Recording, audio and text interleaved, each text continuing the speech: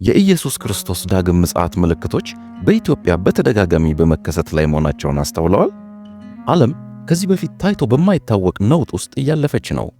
የምድር መናወጦች ወይም በተለምዶ የመሬት መንቀጥቀጦች በታሪክ ከሚታወቀው በተለየ በፈጠነ ድግግሞሽ በመከሰት ላይ ናቸው። ይህም በአገራችን በኢትዮጵያ በበርካታ ስፍራዎች በመከሰት ላይ ይገኛል።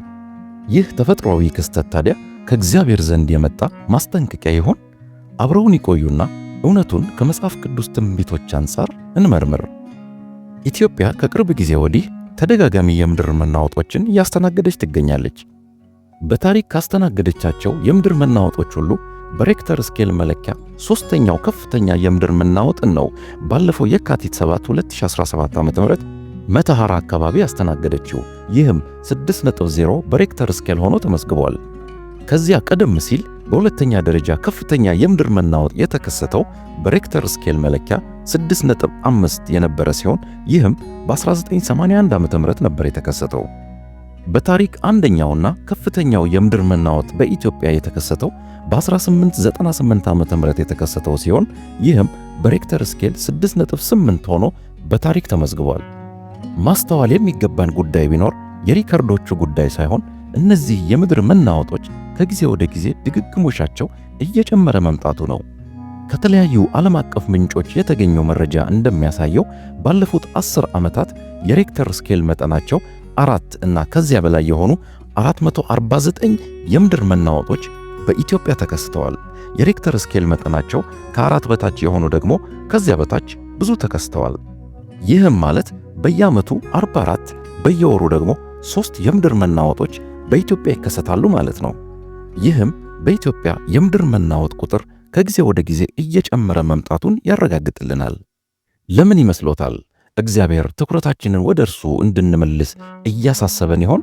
ለጉዳዩ ትኩረት እንድንሰጥ የሚያደርገን በኢትዮጵያ ብቻ ሳይሆን በመላው ዓለም እየተከሰተ ያለ የኢየሱስ ክርስቶስ ዳግም ምጽአት ወይም የዘመን ፍጻሜ ምልክት በመሆኑ ነው።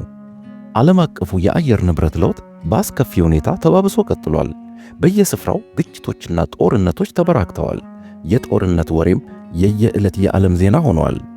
እነዚህና የመሳሰሉት ታዲያ የዘመን ፍጻሜ ምልክቶች ስለመሆናቸው የእግዚአብሔር ቃል አስረግጦ ይነግረናል።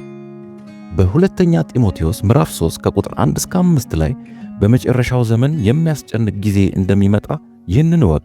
ሰዎች ራሳቸውን የሚወዱ ይሆናሉ፣ ገንዘብን የሚወዱ፣ ትምክህተኞች፣ ትዕቢተኞች፣ ተሳዳቢዎች፣ ለወላጆቻቸው የማይታዘዙ፣ የማያመሰግኑ፣ ቅድስና የሌላቸው፣ ፍቅር የሌላቸው፣ ለእርቅ የማይሸነፉ፣ ሐሜተኞች፣ ራሳቸውን የማይገዙ፣ ጨካኞች፣ መልካም የሆነውን የማይወዱ፣ ከዳተኞች፣ ችኩሎች፣ በከንቱ ትዕቢት የተወጠሩ፣ ከእግዚአብሔር ይልቅ ተድላን የሚወዱ ይሆናሉ ይላል።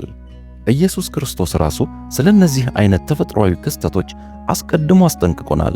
በማቴዎስ ወንጌል ምዕራፍ 24 ቁጥር 7 ላይ ኢየሱስ ክርስቶስ ሲናገር ሕዝብ በሕዝብ ላይ መንግሥትም በመንግሥት ላይ ይነሳልና ራብም፣ ቸነፈርም፣ የምድርም መናወጥ በልዩ ልዩ ስፍራ ይሆናል፣ እነዚህም ሁሉ የምጥ ጣር መጀመሪያ ናቸው ብሎናል። ከነዚህ ትንቢታዊ ምልክቶች መካከል ታዲያ በዓለማችን ላይ ያልተፈጸመ ያለ አይመስልም። ከ2000 ዓመታት በፊት የተነገሩትና የተጻፉት እነዚህ መጽሐፍ ቅዱሳዊ ትንቢቶች በመንፈስ ቅዱስ ምሪት የተነገሩ በመሆናቸው ሺህ ዘመናትን ተሻግረው ይህን ያለንበትን ዘመን በሚገባ ገልጸውታል። ኢየሱስ ክርስቶስ በቅርቡ ዳግም ተመልሶ ይመጣል። ይህ መልእክት የፍርሃት ሳይሆን የዝግጅት ነው። ንስሐ የመግባትና ወደ ኢየሱስ ክርስቶስ የመመለሻው ጊዜው አሁን ነው። እርሶስ ተዘጋጅተዋል? በዮሐንስ ራእይ ምዕራፍ 3 ቁጥር 3 ላይ እንግዲህ እንዴት እንደተቀበልክና እንደሰማህ አስብ፣ ጠብቀውም፣ ንስሐም ግባ። እንግዲያስ ባትነቃ እንደ ሌባ እመጣብሃለሁ፣ በማናቸውም ሰዓት እንድመጣብህ ከቶ አታውቅም ይላልና እንንቃ። ነቅተንም ስንጠብቀው ሙሽራውን ኢየሱስ ክርስቶስን ለመቀበል ዕለት ዕለት እንትጋ። ስለ እነዚህ የምድር መናወጦችና ዓለም አቀፍ ክስተቶች ያለዎት አስተያየት ምንድን ነው? የዘመኑ ፍጻሜ ምልክቶች ናቸው ብለው ያምናሉ?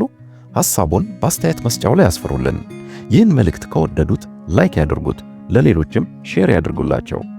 ሱፐርናቹራል ቻናልን ሰብስክራይብ በማድረግ ከኛ ጋር የወንጌል ማህበርተኛ ይሁኑ። ጌታ አብዝቶ ይባርካችሁ።